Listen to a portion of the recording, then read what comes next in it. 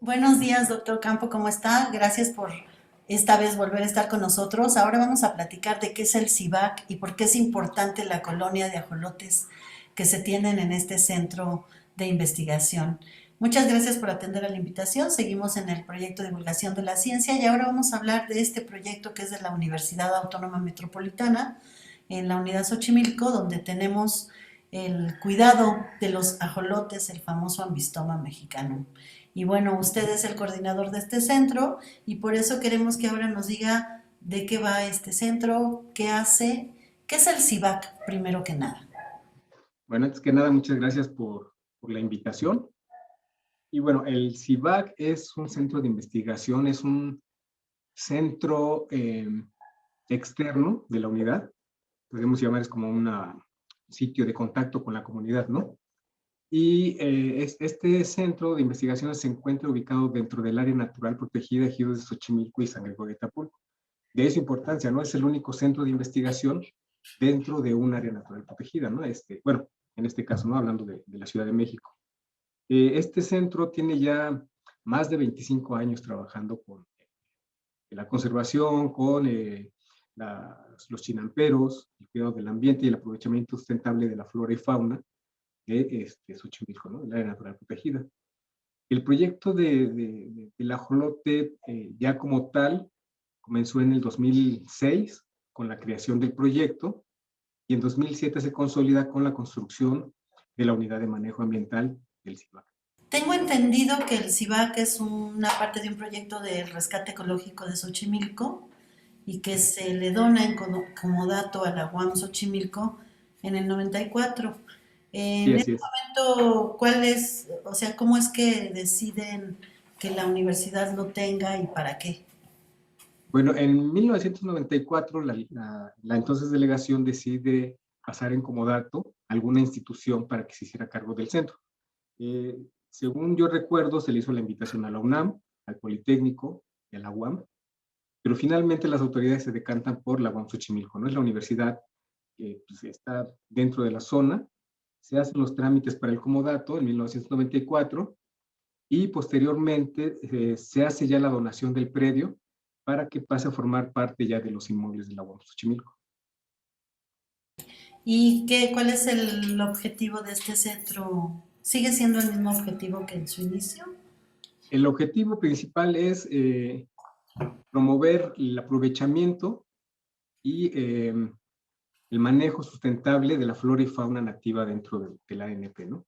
Entonces, ese es el objetivo principal. Ha habido algunas adecuaciones conforme ha pasado el tiempo, pero básicamente el centro se dedica pues, a apoyar a los usuarios de la ANP, sean las autoridades, los chinamperos, visitantes, investigadores que trabajan dentro de la zona, ¿no?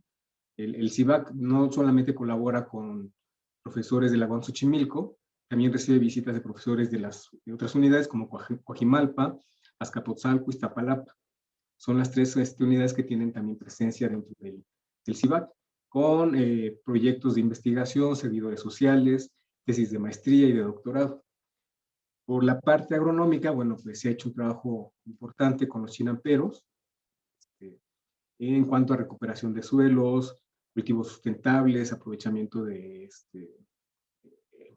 fuentes no convencionales, por ejemplo, de fertilizantes o de sustratos para cultivos.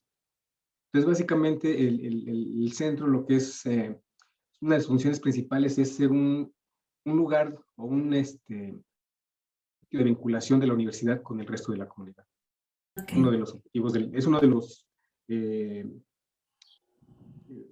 me fue la palabra, ¿cómo se dice? Que son las cuatro Las funciones funciones, sustantivas. las funciones sustantivas de la universidad, y una de las más importantes es el servicio a la comunidad, ¿no? Entonces, Ajá. el CIVAC es un sitio, Ahí se da docencia, investigación y se hace se servicio a la cubren, comunidad. se cubren, ¿no? Las cuatro funciones sustantivas de la universidad. Entonces, ahora hablemos específicamente el ajolote que se estudia en el CIVAC. ¿Por qué es tan importante? ¿Qué características tiene?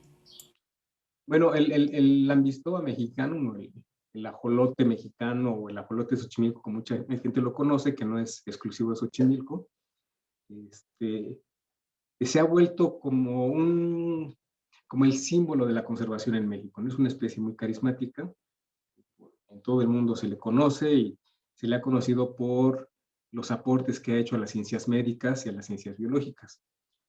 ¿Por qué se ha vuelto tan importante la conservación? Bueno, porque es una de las especies que se encuentran más amenazadas. Y no eh, como especie, porque podríamos hablar de extinción, la extinción biológica y la extinción ecológica. En este caso, el ajolote no pasaría por una extinción biológica porque existen colonias de esta especie en muchísimas partes del mundo, ¿no? Hay en Estados Unidos, hay en Alemania, hay en España, en China, en diferentes partes, ¿no? Y la extinción biológica estaríamos hablando cuando la especie desaparece, perdón, la extinción ecológica estaríamos hablando cuando la especie desaparece de su ambiente. Y en este caso, lo que está desapareciendo no es nada más la especie, no es nada más Ambistoma mexicano, sino otras especies y su hábitat, que es la zona lacustre de Xochimilco. Entonces, se habla de peligro de extinción de la población silvestre. Son pocos los animales que quedan ya en su ambiente natural. Xochimilco cada vez está más deteriorado, se han hecho muchos esfuerzos por el rescate y la conservación de lo que todavía queda, pero bueno, es un problema bastante complejo que tiene que ver con cuestiones políticas, culturales, ambientales, económicas, etcétera, ¿no? Entonces, más que nada, lo importante de este asunto es la conservación de la zona lacustre, y no nada más la de Xochimilco, sino la de Tláhuac, la de Milpalta y la de Chalco, ¿no? Que son los sitios más importantes que quedan todavía de lo que fueron los grandes lagos de la Cuenca de México. Bueno, en el momento en que estas otras colonias que señala que están en otros países, ¿llegaron desde dónde? ¿Vinieron a México por los ajolotes o cómo fue? Ya ahora sí que la fuga de material genético ocurre desde hace muchísimo tiempo, ¿no? En Ajá. los años 1800, un investigador francés de apellido Dumeril conoce una especie de ambistoma, se la lleva a Francia y es un francés el que describe por primera vez el proceso de la metamorfosis en estos animales. De hecho, la especie se llama Ambistoma dumerili. Ajá. Entonces, desde aquellas épocas, animales han salido del país, ¿no? Las colonias más importantes, bueno, efectivamente salieron de aquí, de Xochimilco, y algunos ejemplares, si no mal recuerdo, salieron de aquí del Cibac. Y Pero eso ya tiene muchísimo tiempo, ¿no? claro, bueno, y esta que dice que se ha tomado como un emblema, ¿por qué? ¿Qué características tiene el ambistoma mexicano que contribuye tanto a la ciencia? Eh, mi- ah, es- eh, por parte del público, les parece un animal carismático por esa forma que tiene de la cabeza, ¿no? Parece que tiene una sonrisa. La gente dice que siempre está sonriendo, y eso que le dicen que es su penachito, que en realidad son las branquias, pues llama mucho la atención, ¿no? Entonces, las recuerdos, cosas que se hacen con la figura del hamster mexicano, pues siempre lo manejan así, como un animal que siempre sonríe. Pero bueno, en cuanto a la ciencia, cuando se descubrió esta capacidad de regenerar tejidos o incluso miembros completos, órganos internos, llamó mucho la atención. ¿Por qué? Porque si esto se logra descifrar, puede ser utilizado para las ciencias médicas, ¿no? Esa es una de las partes muy importantes. Y cuando se empezó a trabajar con el genoma de diferentes especies, pues se descubrió que el genoma del ajolote mexicano era pues el más grande descifrado hasta ese entonces, ¿no? Era 10 veces más grande que el genoma del ser humano. Ahorita ya quedó en segundo lugar, es un pez australiano el que lo superó con el genoma más largo, pero sigue siendo una de las especies con un genoma, pues podríamos decir, complejo, y ahí es donde está la clave a descifrar para estos procesos de regeneración. Pero, por ejemplo, al tener esta capacidad de regeneración de los tejidos, hay otros ajolotes en México, no se llaman ambistoma mexicano, pero ¿qué diferencia hay entre ellos? ¿Ellos no tienen esta regeneración? Sí O, la tienen, digo, no se ha estudiado completamente en todos, pero sí la tienen, ¿no? Ujú. Y posiblemente lo que se discutía con algunos investigadores es que tenga que ver con el ciclo de vida, ¿no? Por ejemplo, el amistoma mexicano siempre conserva características de la fase larvaria, nunca pasa a la fase terrestre. Y hay otras especies que después de la fase larvaria, en la fase juvenil, salen al ambiente terrestre y se convierten en salamandras. Entonces, no está bien caracterizado en todas las especies. En México se discute mucho si son 16, 17, 18 especies. Ajá, Pero tenemos varias especies que son nativas de México y falta todavía hacer investigación en ese sentido, ¿no? ajá. Y qué tan desarrollada está esta capacidad de regeneración, porque si hablamos de las diferentes especies de ambistoma, no todas se encuentran al mismo nivel en la escala evolutiva. Hay diferencias, ¿no? Y estas diferencias posiblemente nos hablen de esas capacidades de regeneración. Se ha estudiado mucho el ambistoma mexicano, ¿por qué? Porque es una de las especies que son más fáciles de cultivar. Se adaptan fácilmente al cautiverio, las condiciones de mantenimiento no son muy eh, demandantes, es decir, se pueden trabajar fácilmente, su capacidad reproductiva es muy buena, entonces podemos tener una especie con esas características muy fáciles de estudiar en laboratorio. Mm. Bueno, entonces el CIVAC, que lo ha estudiado desde hace tiempo, tiene una colonia, se llama colonia este grupo de Ujú. De ejemplares. individuos, ¿no? Ujú. Ubicados en un solo lugar. Y esta colonia que tiene el CIVAC, ¿desde cuándo la tiene? Esta colonia se comenzó a formar alrededor del 2006-2007. Se hizo la colecta de los reproductores. Lo más importante de esto es que los reproductores iniciales o los fundadores de la colonia son organismos de origen silvestre. Ah, Y hace, pues ya, este, más de 15 años, las condiciones en Xochimilco eran todavía, pues, eran mejores de las que tenemos ahorita, ¿no?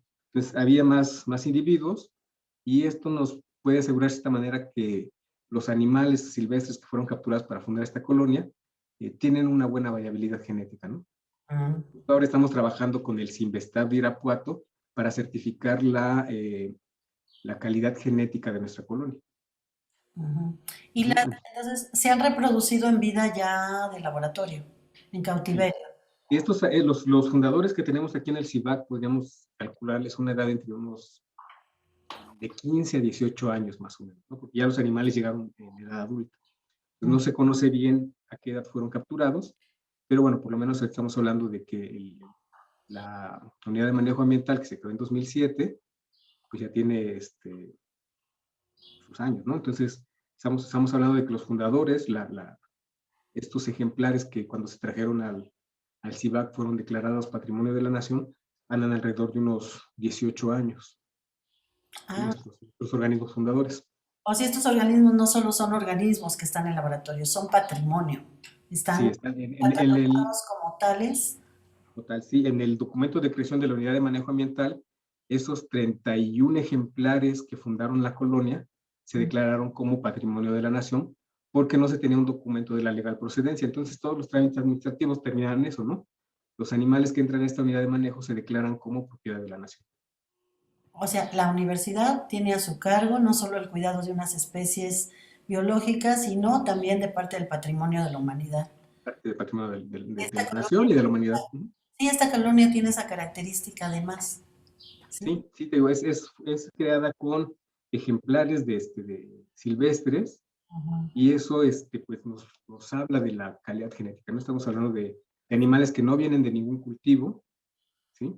Y esto nos da pues un plus, ¿no? En cuanto a la colonia que nosotros manejamos, porque sabemos de casos de otras colonias en el extranjero que tienen ya mucho tiempo con sus reproductores y presentan ya problemas de endogamia, ¿no? Las crías que nacen ya nacen con algunas deformidades. Y esto quiere hablar de una baja calidad eh, genética, Ujú. ¿sí? Y ya tiene que ver con la cruza entre organismos emparentados.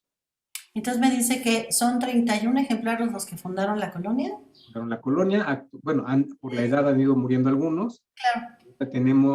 Todavía tenemos 22 ejemplares de Ujú. aquellos que llegaron en el 2007. Y estos ajolotes, ¿cómo han producido más ajolotes y en cautiverio? ¿Cuánto?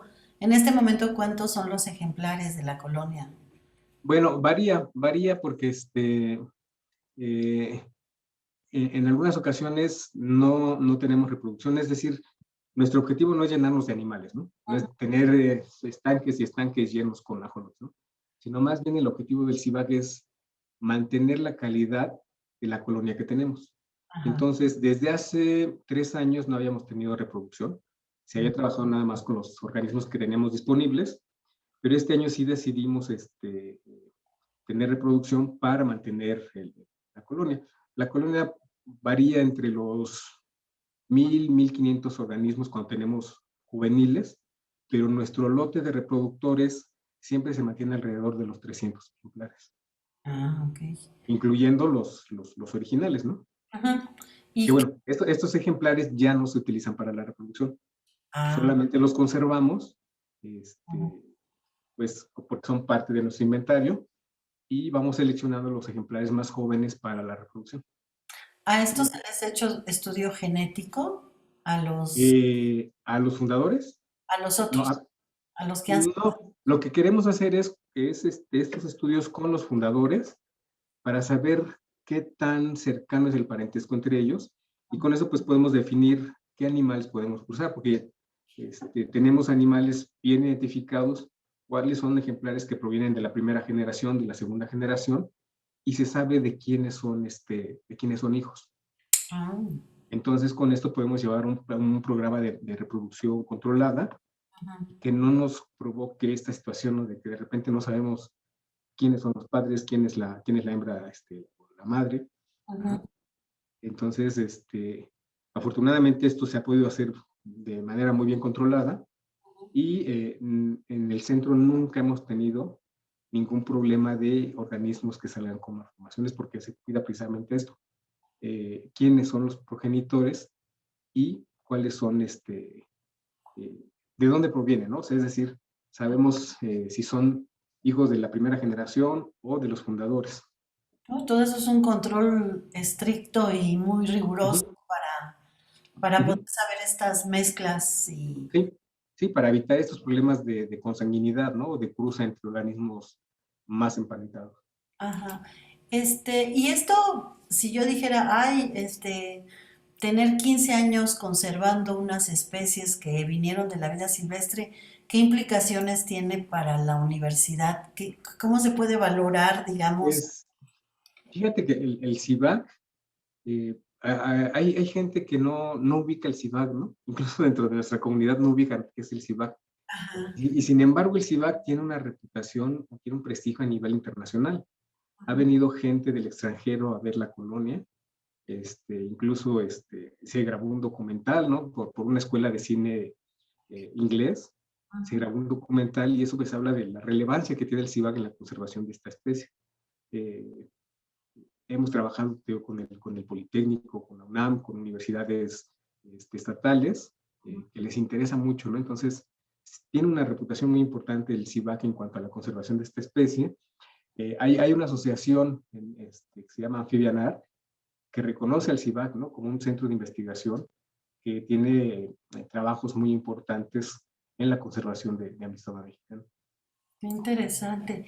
Y, por ejemplo, ¿cuánto se supone que vive un ajolote en promedio? En vida silvestre se calcula que no más de 5 o 6 años. En Porque hay, cautiverio tenemos por los depredadores, las condiciones del ambiente, cuestiones inherentes al propio organismo. ajá, En cautiverio se tienen reportes de organismos de hasta 20 años. Pues guau, digo, nuestros fundadores pues ya andan llegándole por ahí, casi a la edad, ¿no? ajá. Y en caso de que estos murieran por vejez, pues, Se hace el registro, llevamos un registro. Muchos de estos animales tienen un chip que los identifican y entonces cuando uno de esos ejemplares muere, se retira el chip y se da la baja, porque todos estos organismos están registrados ante la Semarnat.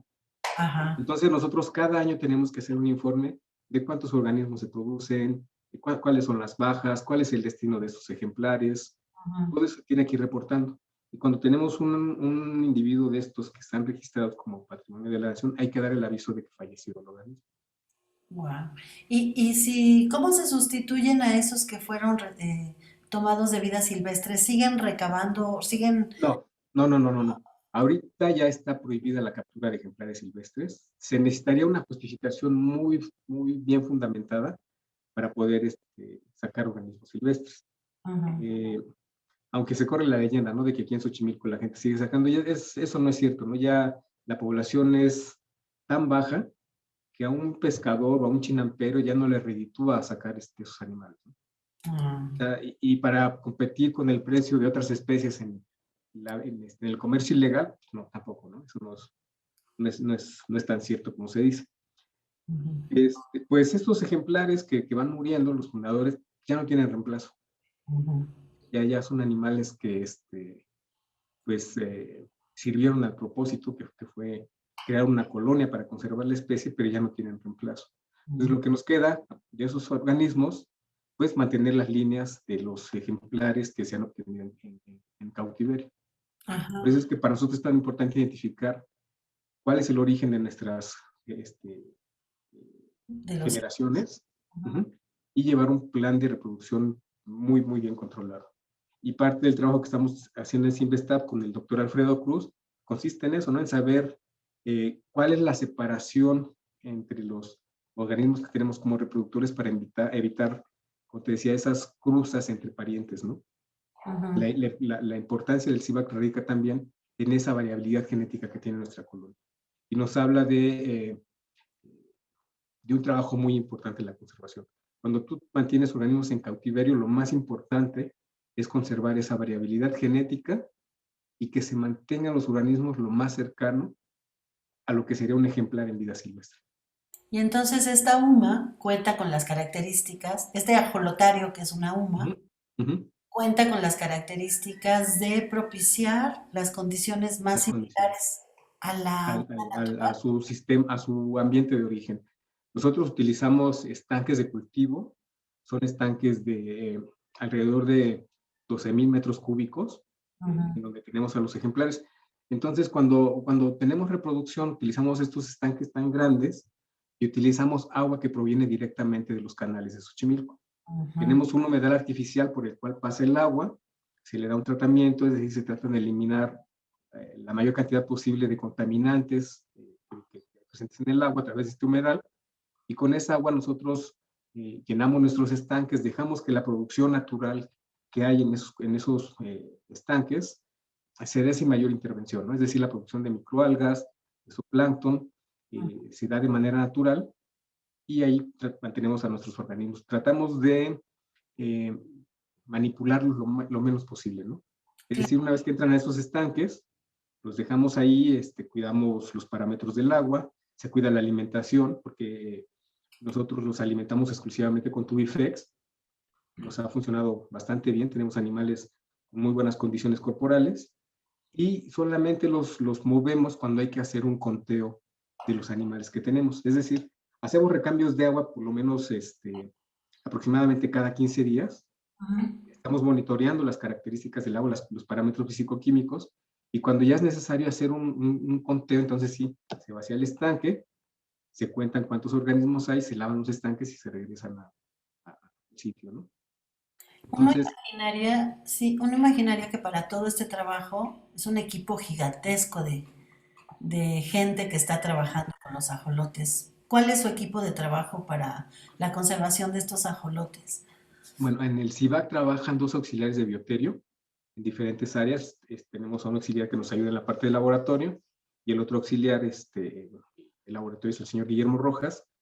Y en la parte exterior, en los estanques circulares, tenemos un auxiliar de bioterio que nos acababa de llegar, pero por la pandemia se tuvo que quedar en casa. Eh, y está el biólogo Arturo, que es quien, y la bióloga Olin, el biólogo Arturo Vergara y la bióloga Olin Ramírez, que ellos participaron desde la creación del proyecto, hace más de 15 años, ¿no? Ellos participaron en la elaboración de este proyecto. Ajá. Eh, Tenemos también la colaboración de la médico veterinario Erika Servín Zamora, que ella pues tiene fama, por decirlo así, internacional, porque ella escribió uno de los primeros manuales para el cuidado del ajolote. Ah, Está también la bióloga Angelina Saldaña, que nos ayuda también a veces en estas partes de la conservación del ajolote, pero su función principal es mantener el mariposario, ¿no? Ujú. Del CIBAC. Que es, Y pues también tenemos la participación de chicos de servicio social, que pues ahorita digo, el centro está trabajando nada más con 5 personas, ¿no? Por esta situación de la pandemia. claro. De la colonia que tienen ustedes como unidad de manejo, ¿es UMA, Unidad de Manejo Ambiental? Unidad de manejo ambiental. Ujú. ¿Se han destinado ejemplares para algún otro sitio fuera del CIVAC? O, Fíjate que en el 2013 se hizo una liberación en, en San Gregorio de Tlapulco. Se liberaron algunos ejemplares. Se hicieron algunos estudios, se dio seguimiento ahí a la liberación, pero es la única, la única liberación que se ha hecho, ¿no? Desde la creación de la U. los ajolotes no se venden. No, no, nosotros no vendemos, ni regalamos, ni donamos, ¿no? Los Ajá. ajolotes que salen de aquí del centro salen cuando tenemos convenios de colaboración con otras instituciones educativas. Solamente así llegan a salir algunos ejemplares. ¿Como Pero cuál? sí se tiene bien ubicado Ah, a dónde van esos ejemplares. Por ejemplo, hemos colaborado con la doctora Cecilia Vanegas de la UNAM. Ella trabaja ecotoxicología y a ella se le han dado a través de convenio de colaboración huevos, porque ella ve la parte de los contaminantes en los procesos de desarrollo de los ajolotes. ah, Entonces utiliza los huevos para ver cómo afectan los contaminantes vale. en el desarrollo de los embriones. Ah, Tiene unas publicaciones bastante interesantes, ¿no? Sobre todo con contaminantes emergentes, porque siempre hablamos de los contaminantes típicos, ¿no? Los pesticidas, herbicidas, mm, etcétera, ¿no? Pero ella trabaja con contaminantes que son más recientes, ¿no? Que provienen de productos farmacéuticos, productos de limpieza, que en México no están muy estudiados.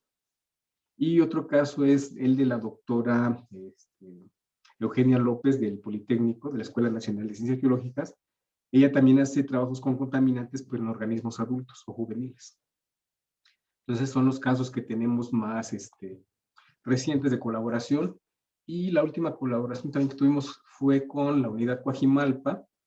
Ellos, este grupo de profesores que está encabezado por el doctor Ernesto Soto, la doctora Cintia, olvidé su apellido, la doctora Cintia, trabajan con epigenética y procesos de desarrollo o de regeneración asociados a ellos lo quieren relacionar con procesos de desarrollo de tumores cancerígenos. ¿eso es la epigenética? No, la epigenética nos habla del desarrollo influenciado por factores ambientales, Ah, pero lo que ellos quieren hacer es estudiar cómo estos procesos de regeneración, es decir, todas las activaciones a nivel celular que se dan para regenerar un miembro o un tejido, pudieran ser utilizados para el estudio de algunos tipos de cáncer. qué padre, qué bien. Y bueno, entonces, ¿qué importancia tiene que la UAM tenga este reservorio de especies que son patrimonio? Eh, ¿Qué nos podrías decir de eso? ¿Por qué es importante? ¿Qué relevancia cobra nuestra universidad al contar con una UMA que conserva, estudia estas Ajá. especies? Pues fíjate que no todas las universidades o los centros de investigación tienen una UMA, ¿no? No es para... No es muy común, ¿no? Somos de las pocas instituciones de educación superior que tienen su unidad de manejo ambiental. Como unidad de manejo ambiental nos permitiría trabajar no nada más con el amistodo mexicano, ¿sí? Podríamos trabajar con diferentes especies de anfibios o reptiles, peces, pero pues el terreno no nos da para mucho, ¿no? Tenemos un terreno de 1 hectárea, 1.2 hectáreas, pero sí nos da la capacidad de trabajar con diferentes especies. Esto nos proyecta al exterior, ¿no? Como un referente en el manejo y conservación de fauna. ¿No? Ahorita uno de los trabajos más importantes que hemos estado llevando a cabo es el manejo de la fauna del Canal Nacional. Se tiene un proyecto de saneamiento y recuperación del Canal Nacional y se llamó al CIVAC para hacer el manejo, ¿no? de las especies que se puedan encontrar en el canal. Ajá. Y Entonces esto nos habla, ¿no? De la proyección que tiene el CIVAC y claro, que es referente a nivel pues, local, nacional e internacional en el manejo y conservación de especies. Bueno, entonces en este caso hemos estado hablando como de la investigación para la conservación de una especie. Comentaba al inicio que también las otras dos funciones de la universidad, que es la docencia y el servicio universitario, están como parte de los objetivos del CIVAC. En el Así caso es. de docencia, ¿cómo lo describiría? ¿De qué manera? En el CIVAC, pues, sí tenemos una afluencia muy importante de estudiantes, Ah, sobre todo de las carreras de biología, producción agrícola y veterinaria. ok. Cada trimestre dábamos, porque ahorita por la pandemia no se ha podido, dábamos este servicio a profesores que venían a realizar prácticas, que venían a dar clase aquí al CIVAC, ¿no? Teníamos las prácticas agrícolas, las salidas a los canales, nuestras trajineras, para que los alumnos conocieran el sistema lacustre. Y sí, pero sí tiene una función muy importante cuando se trata de prácticas de campo, ¿no? De prácticas extramuros de los alumnos de estas carreras que te mencionaba. De hecho, no nada más se limita a estas 3 carreras.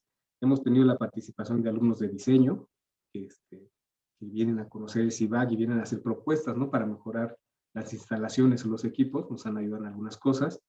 Vienen alumnos del tronco, que son alumnos que llegan por primera vez a la universidad y conocen este espacio, ¿no? Y siempre se van fascinados porque no se imaginan que la universidad tenga un espacio como ese, ¿no? Incluso dicen que no pareciera que estamos dentro de la Ciudad de México. Llegan alumnos de módulos de tronco divisional. Nos llegan, te decía, alumnos de universidades estatales, tenemos las visitas guiadas y siempre tenemos un flujo importante de estudiantes dentro del CIVAC. De las visitas guiadas, en promedio al año tenemos alrededor de 1,200 visitantes por año, y a eso le sumamos los alumnos propios de la UAM, ¿no? Que vienen a trabajar aquí a las instalaciones. Cualquier persona puede llegar y decir, oiga, vengo a conocer el CIVAC, quiero ver a los ajolotes. Sí, sí, sí, lo que siempre les pedimos es que sean grupos por lo menos de 5 a 10 personas, ¿no? Para poderlos atender. Hay que agendar la visita, pero bueno, desafortunadamente ahorita por la situación en la que estamos no se está recibiendo Claro. gente por el momento, ¿no? Pero bueno, ya cuando esto mejore, pues podremos seguir atendiendo las visitas. Y esa sería como una actividad de servicio, el que conozcan este espacio, pero Una actividad de servicio y de vinculación, porque te decía, no nada más son estudiantes universitarios, tenemos ya trabajo con escuelas particulares, digo, porque con las escuelas públicas se dificulta un poco, ¿no? Por la seguridad de los chiquillos. Pero bueno, con escuelas particulares, que es más controlada la situación, tenemos visitas desde maternal, ¿no? Nos traen a niños pequeñitos de 3 años, 3 años en adelante, que ya van, se les va inculcando este interés por la conservación, ¿no? ujú. Entonces tenemos desde pequeñitos de maternal hasta chicos de posgrado, e incluso hemos tenido visitas de grupos de la tercera edad, ¿no? Que se organizan y vienen a conocer el centro. ¿Y cómo cree que influye el que conozcan el centro, el que se acerquen a los ajolotes? ¿Cómo contribuye a estas personas el visitar un centro como este? Cuando conocen el CIVAC, pues mucha gente cambia la visión que tiene, ¿no? De lo que es el entorno de la Ciudad de México. Mucha gente cuando dice Ciudad de México, lo primero que se imagina son calles pavimentadas, autos, edificios, pero cuando conocen el sitio, pues les asombra, ¿no? El ver que todavía tenemos este pedazo de naturaleza y se van con otra idea, ¿no? De lo que tiene que ser la Ujú, conservación del ambiente en la Ciudad de México. exacto. Es un pedazo de naturaleza que se está conservando y que además hace Ujú. trabajo para la conservación. Sí, exactamente.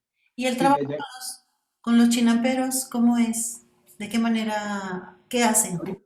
ahorita en casi ya el año que llevamos con la pandemia, no hemos tenido tanto trabajo con ellos porque, bueno, de hecho el área natural protegida está cerrada a las actividades, ¿no? No hay actividades turísticas, las actividades chinamperas pues están como un poco detenidas, sí siguen trabajando, pero en nuestro caso, como no podemos ahorita hacer trabajo de campo, está un poco detenido. Pero sí se ha hecho trabajo muy importante. Ahorita tenemos un proyecto con los profesores de producción agrícola en esto de las cocinas tradicionales, ¿no? Que es un proyecto interinstitucional en el cual está la UNAM, va a participar el CIVAC, participan instituciones de Chiapas y de, si no me equivoco, es Chiapas, Oaxaca y Xochimilco, ¿no? Pero digo, a reserva de confirmarte la información, pero es un proyecto en el cual se quiere rescatar los valores de la cocina tradicional mexicana y su relación que tiene con el ambiente, ¿no? Y en este caso, si hablamos de la cocina tradicional Xochimilco, forzosamente tenemos que hablar de la producción chinampera.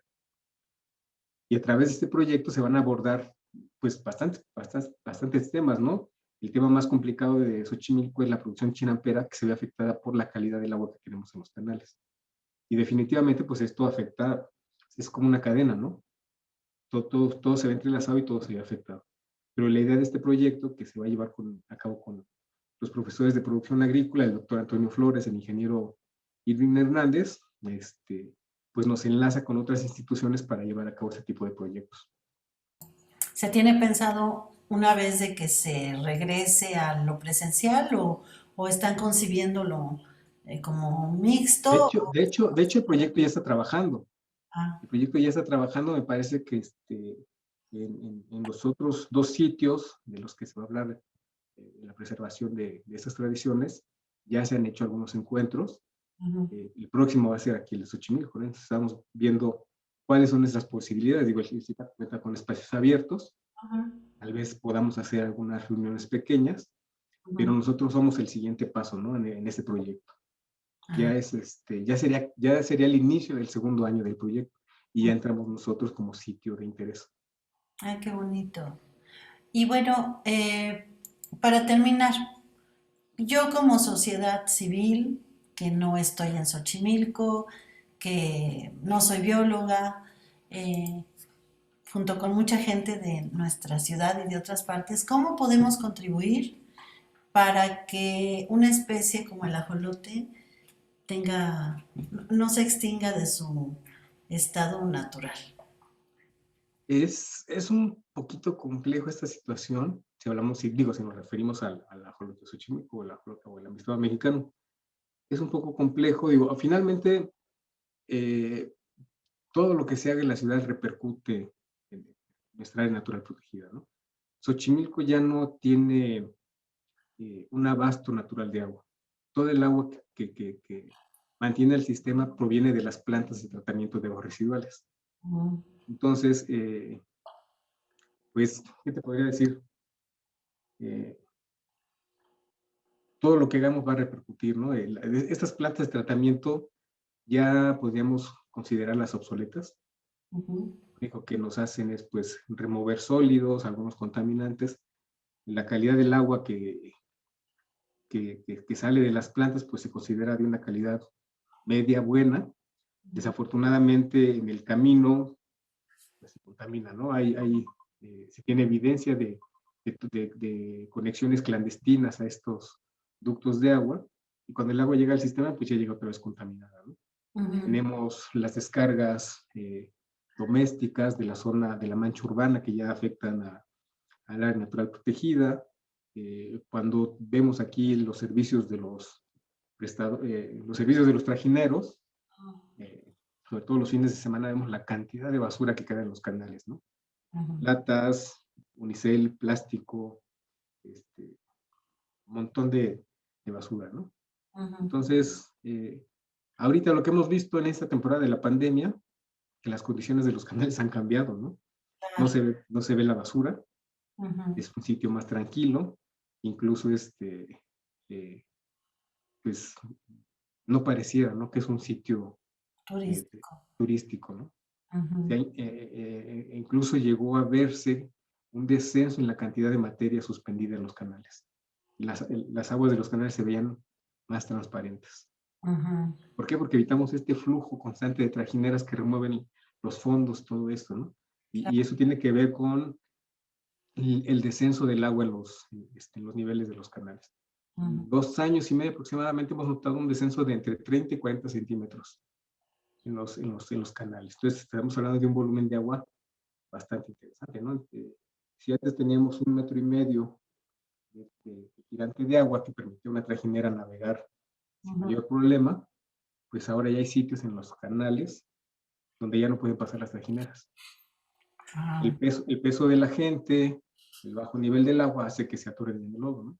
ajá. Entonces, pues sí es un problema bastante importante y eso tiene que ver con la demanda excesiva de agua que tenemos en la Ciudad de México. No hay un manejo adecuado del recurso agua en toda la ciudad. Si no me equivoco, es la ciudad en todo el mundo que tiene el mayor costo para abastecer de agua a su población. Dependemos de cuerpos de agua externos, es decir, todo el agua viene de fuera, ¿no? El agua que viene del Cuetzamal es una obra impresionante porque tienes que subir el agua a la ciudad. Y eso, pues, es un problema bastante fuerte, ¿no? Nos habla de una crisis que a lo mejor mucha gente no la ve, pero muchos sí la sienten, ¿no? Como por ejemplo en Iztapalapa. Tienen un problema de crisis de agua potable bastante fuerte, ¿no? Entonces ese es uno de nuestros principales problemas, ¿no? El manejo del agua, que digo, mucha gente no es consciente de esa situación, la contaminación, la generación de basura, eh, el impacto que tiene el área natural protegida en cuanto a la presión de la mancha urbana, ¿no? Si nosotros vamos a la parte sur del área natural protegida, ya hay una invasión muy fuerte, ¿no? Asentamientos irregulares que ya han impactado bastante, se han perdido terrenos de cultivo, se han perdido canales, se ha perdido la mancha verde, ¿no? Que estaba en esa zona. Entonces, digo, es un problema bastante complejo, ¿no? Que si se logra resolver a un mediano plazo, pues nos aseguraría la conservación de Xochimilco. Si no, pues, quién sabe, no sé, por ahí algunos investigadores hablan que en el 2050, pues posiblemente esto ya sea un páramo, ¿no? Ya esté esto completamente seco. Entonces, como ciudad tenemos que ser administrados con el agua, ser conscientes del mal uso de ella y por otro lado nuestra conducta cotidiana como consumidores del servicio turístico en los Ujú, canales de Xochimilco, ser ujú. más respetuosos con el ambiente, disfrutarlo, pero no Solo contaminarlo, respetarlo, no contaminarlo, ¿no? respetarlo. No hacer esto de que me termino el refresco, la cerveza y la aviento al canal, me acabo la quesadilla que le compré a la señora de la trajinera y tiro el plato de unicel. Es Sí, un descuido tanto del usuario como del prestador de servicios. exacto, que no han sustituido estos Ujú, estos productos, ¿no? cortes para comer por Y como te materiales. digo, el problema es mucho más complejo que eso, ¿no? Ujú. Tiene que ver con voluntades políticas, con la voluntad de la sociedad, con la información que genere la academia, la investigación, las propuestas que se hagan, ¿no? Por los diferentes sectores. Ujú. Pero bueno, es un estira y afloje Muy complejo. por todos lados, ¿no? Xochimilco recibe muchísimo apoyo, no nada más del gobierno local y federal, sino de organizaciones internacionales como la UNESCO, como la Agencia Francesa de Desarrollo, ¿no? Son millones los que se invierten en Xochimilco, pero desafortunadamente no se refleja como debiera reflejarse. Sí, las políticas públicas quizá no han sido tan acertadas para que se pueda revertir Exactamente. o detener este Ujú, deterioro. Pues muchas gracias, pero por último, una duda que siempre tengo. El ujú, ajolote rosa y el ajolote ujú. negro, ¿cuál es? Como ya se ha vuelto una especie de mascota en la Ciudad de México, he Sí. escogido la mascota rosa, es el ajolote albino, ¿no? Ujú, ¿Es el sí. lambistoma mexicano o Es no? la misma especie, es la misma especie, nada más que aquí ya tiene que ver el propósito de la crianza, ¿no? Se van haciendo selecciones, cuando se presenta un ejemplar albino en cualquier población de animales, pues ahí estamos hablando de una situación a nivel genético, ¿no? Se consideraría, por decirlo así, un problema, ¿no? Un Porque error. porque un animal con esas características no sobrevive mucho tiempo en el ambiente. Ah, En el caso de los ajolotes serían presas fáciles para depredadores porque son muy visibles en su entorno, ¿no? ajá. Entonces, a través de las crías selectivas, pues se van seleccionando aquellos ejemplares que presentan ciertas características. Entonces, en el mercado puedes encontrar ajolotes albinos, que son los que no tienen pigmento en los ojos, Sí. leucísticos, que son los que tienen todo el cuerpo blanco o rosita, pero con los ojos pigmentados. puedes encontrar ejemplares de un tono dorado. Los ejemplares son completamente negros, ejemplares negros con algunas manchitas. Es decir, tenemos ahí Ujú, varias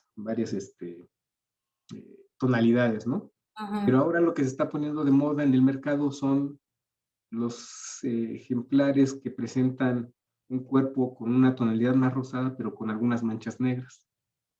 Pero ya Entonces todo va cambiando. es manipulación genética, Sí, es por las crianza selectiva, crianzas. la crianza No es la selectiva. especie No silvestre. es la coloración natural que debiera haber en el ambiente.